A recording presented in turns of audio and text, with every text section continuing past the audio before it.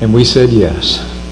We said yes because you've nominated a man for president. You've nominated a man for president who never quits, who never backs down. He's a fighter. He's a winner. And until just recently, it seemed like he was out there fighting all on his own, but now we are united as a party, we are united as a movement, and we're going to make Donald Trump the next president of the United States of America.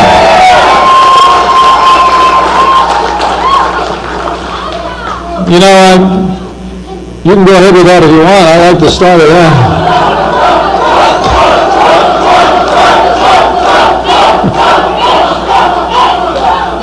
I've got to know this good man and his family. Got to know him personally. And the only way I can say it is you get around him and you just figure this man just gets it. Right? He's a genuine article.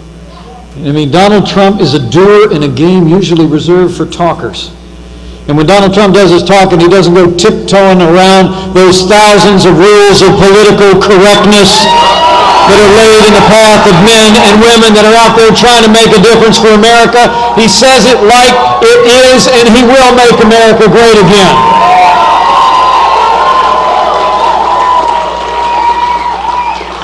You know, I'm honored to be with you today.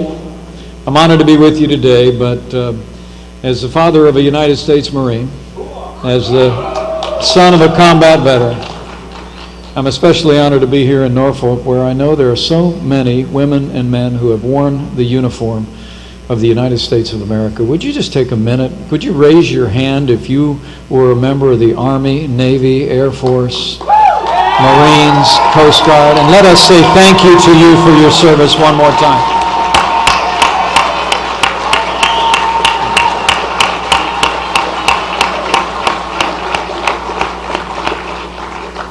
We're so grateful. We're so grateful as we enjoy and exercise the democracy that you defended. We're so grateful to have you with us today. You know, Donald Trump really is, he is a genuine article. I'd say he's distinctly American.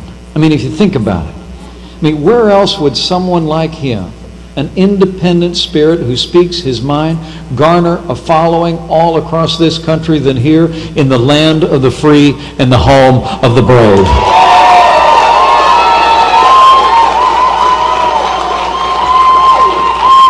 You know, the funny thing is the party in power seems helpless to figure out our nominee. And I'm, of course, referring to the media. Right? I mean, They just can't seem to figure it out. The Democrats and the mainstream media, they all keep telling each other that the usual methods will work. They keep telling each other that they think they've finally done him in. Another issue comes up and they got him on this one. Then they turn on the television in the morning and Donald Trump is still standing and fighting for the American people stronger than ever before.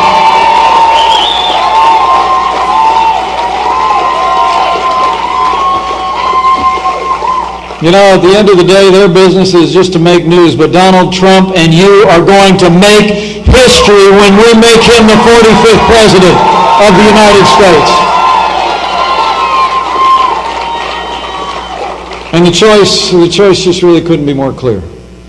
At a very moment when America is crying out for something new and different, crying out for a change in the failed status quo in Washington, D.C., the other party has nominated someone who's the most predictable of names with a stale agenda. Just incredible to think about. I mean, the Democrats last week nominated someone a week ago tonight who just literally represents everything this country's tired of. So while we support our nominee, let's decide here and now in Norfolk, Virginia, that here in this state and here in this country, we will ensure that Hillary Clinton will never become president of the United States of America. Let's just decide.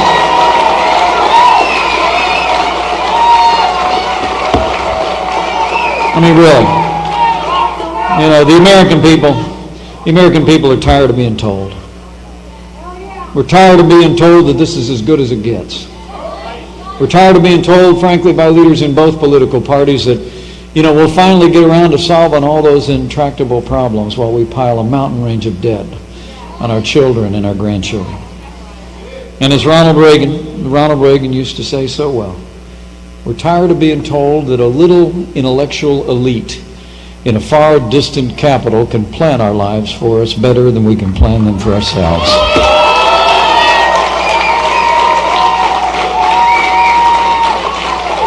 Donald Trump understands the aspirations and the frustrations of the American people more than any other national leader that I've seen since that 40th president, Ronald Reagan. The choice could not be more clear. Americans can elect someone who literally personifies the failed establishment in Washington, D.C., or we can choose a leader. We can choose a leader who will work every day to make America great again. It is change versus the status quo. And my friends, here in Virginia, when Donald Trump becomes president of the United States, the change will be huge.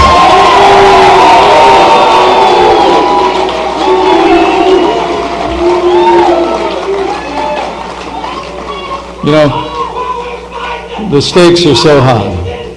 The stakes are so high.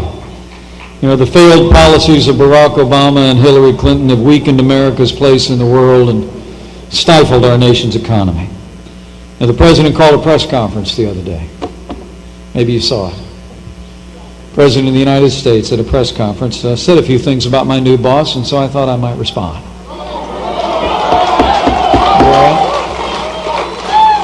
President Obama said that Donald Trump was, quote, unfit to serve as president. He actually also said, and I quote, that Donald Trump was, quote, woefully unprepared to do this job, close quote. Now I will give you that Barack Obama knows something about being woefully unprepared to be president of the United States.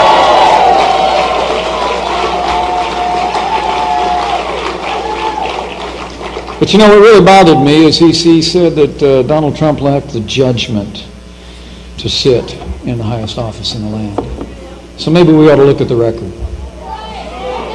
Maybe we ought to look at what the judgment of Barack Obama and Hillary Clinton has wrought, particularly on the world stage. 7.5 years of Barack Obama and Hillary Clinton's policies have weakened America's place in the world, undeniably. Terrorist attacks at home and abroad, grim and heartbreaking scenes in allies, France just a few weeks ago. The last 24 hours may well have been a terrorist-inspired attack that claimed the life of an American woman in London. Attempted coup in an ally, and for all the world, it looks like the world is spinning apart. History teaches that weakness arouses evil. And Hillary Clinton and Barack Obama's foreign policy of leading from behind, moving red lines, feigning resets with Russia, and the rise, rule, and reign of ISIS are a testament to that truth of history and to the failed judgment of Barack Obama and Hillary Clinton on the world stage.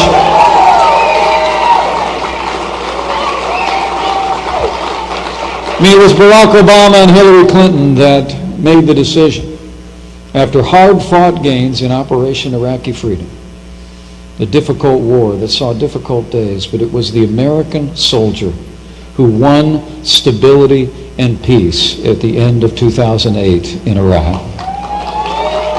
But when this administration came into office, their decision to withdraw all American forces without a status of forces agreement created a vacuum of power in which ISIS literally arose from the sand and compromised the territory that our soldiers had fought and bled and died to defend. A staggering failure of judgment.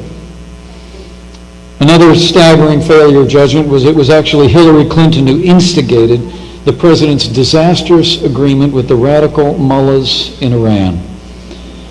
We're all still reeling this morning from finding out that this administration authorized $400 million worth of cash to be delivered to Iran on the same day that 4 American hostages were released. Hillary Clinton and Barack Obama, let's understand this. They didn't just violate decades of American policy of not negotiating or capitulating to terrorists and terrorist-sponsoring regimes. Hillary Clinton and Barack Obama essentially put a price tag on the head of every American traveling abroad. Now, Hillary said it was just old news. President Obama called it a coincidence. Well, let me make it very clear. In a Trump-Pence administration, we will not negotiate or compensate those who threaten our people. In a Trump-Pence administration, we won't pay ransom to terrorists. They will pay.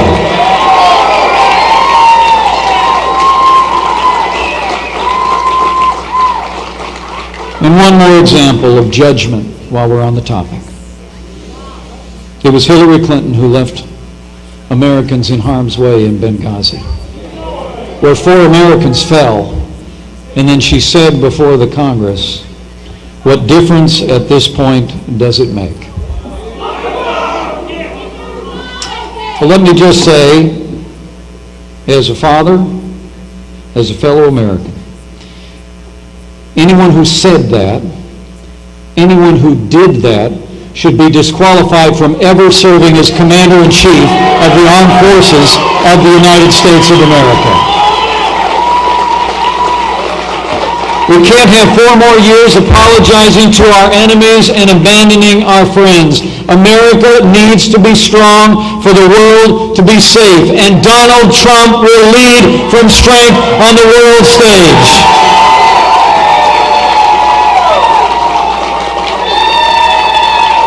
You can count on it. Donald Trump will rebuild our military. He will stand with our troops and their families. He will support our veterans at home, and America's arsenal of democracy will be replenished once again.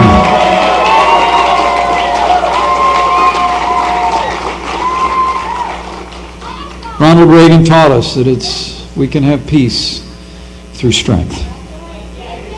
And Donald Trump will bring strength again, American strength, to the world stage. Now, the record at home is even more dismal. Hillary Clinton essentially offers a 3rd Obama term. She championed Obamacare decades before, when she invented Hillary Care. And I don't know if you saw that speech she gave a week ago. I watched most of it. I had about as hard a time staying awake as her husband.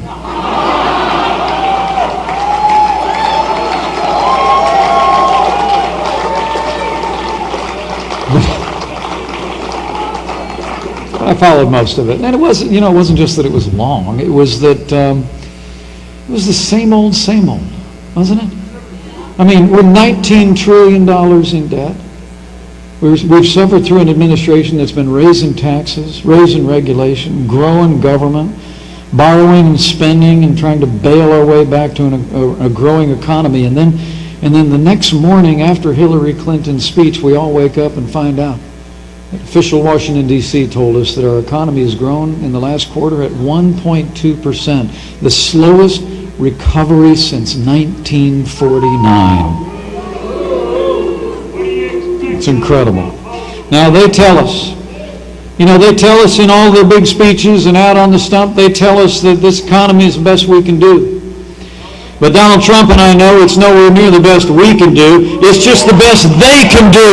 And when Donald Trump becomes president of the United States, we're going to cut taxes, roll back regulation, end the war on coal, and repeal Obamacare, lock, stock, and barrel, so this economy can thrive.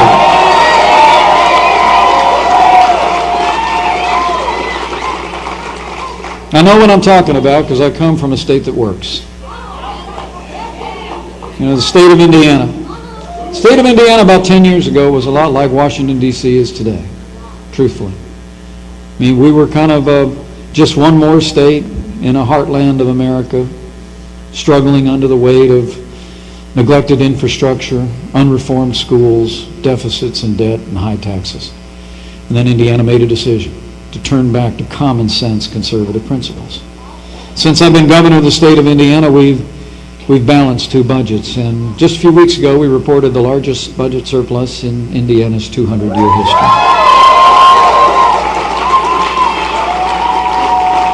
But it's not just about balance sheets. In Indiana, that was after we had the largest increase in education funding in Indiana history. $2.5 billion in infrastructure. We doubled the budget for the Veterans Affairs Administration in Indiana. And I cut taxes every single year for the last 4 years, and there's more Hoosiers going to work than ever before in the 200-year history of the state of Indiana. And that's exactly the kind of no-nonsense leadership that Donald Trump is going to bring to the White House.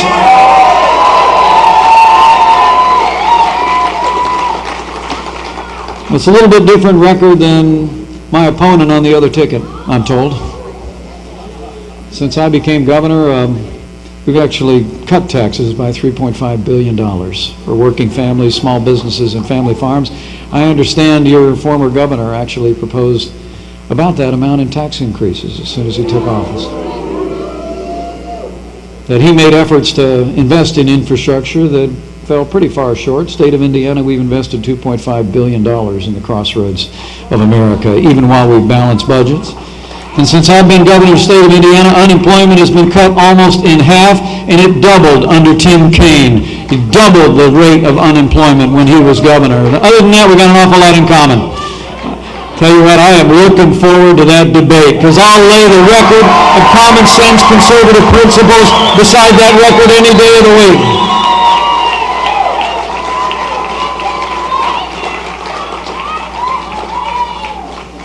You know, this is a challenging time in the life of our nation, but no more so for those who wear the uniform here at home. Would you mind taking a moment to just show how much we appreciate men and women who serve on the thin blue line of law enforcement in this country who are with us today?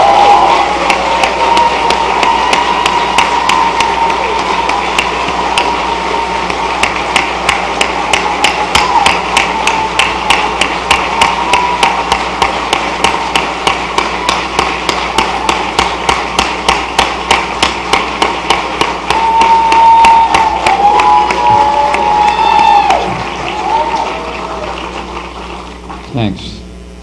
You know, as the Chief Law Enforcement Officer of the United States, I'll make you this promise. President Donald Trump will support our law enforcement officers at every level. He will provide the resources for them to protect our families, come home safe to theirs, and he will restore law and order to the cities and towns and streets of the United States of America. And as this election approaches, there's one other thing I want to mention. As this election approaches, every American should know that while we're filling the presidency for the next 4 years,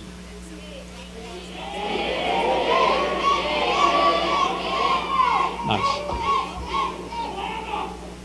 This election will elect a president for 4 years, but the next president could well make decisions that will define the Supreme Court of the United States for the next 40. We better think long and hard about that. Those of us who cherish the Constitution, cherish the liberties enshrined there, cherish the principles of limited government, we ought to think long and hard. I mean, elect Hillary Clinton, you better get used to more unelected judges using unaccountable power to take unconstitutional actions. So let me say this, for my neighbors and friends here in Norfolk. For the sake of the rule of law, for the sake of the sanctity of human life, for the sake of our Second Amendment to the Constitution, for the sake of all of our God-given liberties enshrined in our founding documents, we must ensure that the next president making appointments to the Supreme Court of the United States of America is President Donald Trump.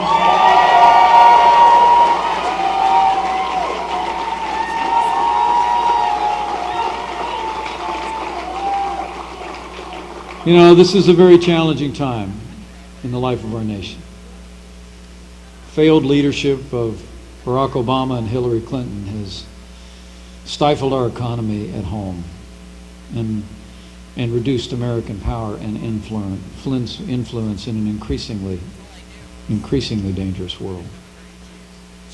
It's also a challenging time for us as Americans because it seems like The focus today is too often on what divides us. It seems like there are so few great purposes that unite us as they once did in this country. And I would submit to each of you, as we take on the task of the next 97 some odd days, to carry this message of this movement on to victory, we would do well to talk with our neighbors and friends about this choice, but also talk about what binds us as Americans. And the ideals of this country, I can tell you, are what animate our nominee. He's someone who, like me, his grandfather immigrated to this country just like mine. His father was a self-made man, built a business, just like my dad built a small business in a small town. But he stepped up, and he, like me, was raised to believe in those timeless values of family and hard work, and the belief that one generation to the next had an obligation to build on what they had been handed before. I've lived the American dream and seen it in my own life. I stand before you today humbled about the position my wife and I find ourselves in. And Donald Trump believes in the American dream. When he says we'll make America great again, he means, I know in his heart, we will make the American dream come alive for every American again.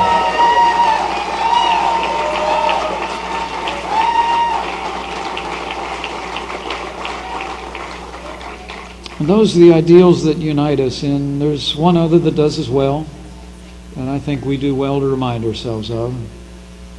It's hard for a Hoosier to suggest that Virginians ought to remember our history. I saw a map one time where Indiana was a part of Virginia. Truth of the matter is, what happened on these wilderness shores here, not too far from where we stand, was drawn here because people believed in freedom. They believed in a shining city on a hill. And they believed, as millions of Americans still do, that we are and shall ever be one nation, under God, indivisible, with liberty and justice for all.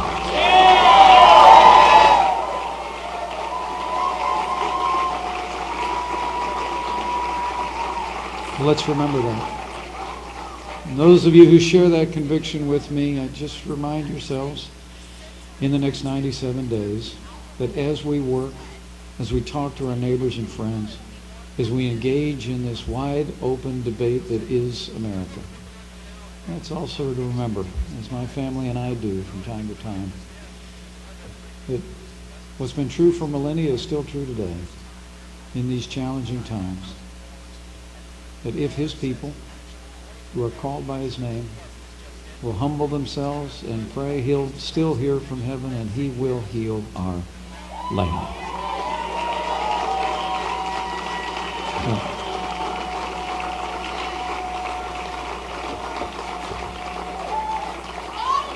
So to all the Virginians gathered here today, all the veterans who honor us by your presence, all those who have served in so many different ways, I believe we've come to another rendezvous with destiny.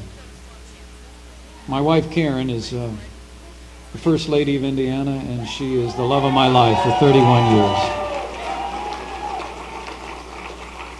She's an artist, and her favorite poet is Robert Frost. And he's got a poem that talks about two roads diverged in a woods. I took the one less traveled by, and it made all the difference. We're going to make a choice. We're going to make a choice in 97 days about whether here in America we're going to once again take the road less traveled by in the world, a road of limited government, of individual freedom, of personal responsibility. We're going to take the road paved with American ideals in our Constitution and Declaration, or whether we're going to continue to slide down the road where America will look more and more and more like the countries of Western Europe. Big government, high taxes, more regulation, less freedom. Well, I have faith. I have faith in God, and I have faith in the boundless capacity of the American people, and I know this November we will choose freedom, and we will choose leadership, and we will choose a president who will make America great again. But let me lay it out for you. Let me lay it out for you one more time, just in case you're taking notes. If you want a president who will protect this nation, stand with our troops, stand with our veterans, confront radical Islamic terrorism, and crush ISIS at its source. If you want a president who will restore law and order to this country and give our law enforcement community the resources and support that they need and deserve. If you want a president who will cut taxes, grow our economy, squeeze every nickel out of that bloated federal bureaucracy, and repeal Obamacare lock, stock, and barrel. If you want a president who will secure our borders, build a wall, and enforce the laws of this nation, and if you want a president who will upend the status quo in Washington, D.C., negotiate trade deals that will support American jobs, and uphold the Constitution of the United States of America, we have but one choice. That man is ready. This team is ready. This movement is ready. And America is ready. Let's go make Donald Trump the 45th President of the United States of America, and we will make America great again.